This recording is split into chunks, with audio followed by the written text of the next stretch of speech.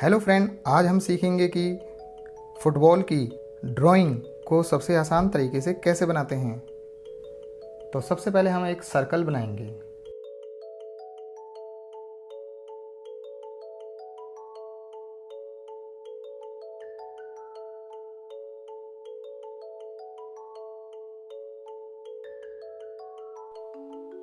Friend, अब हम football का डिज़ाइन बनाते हैं।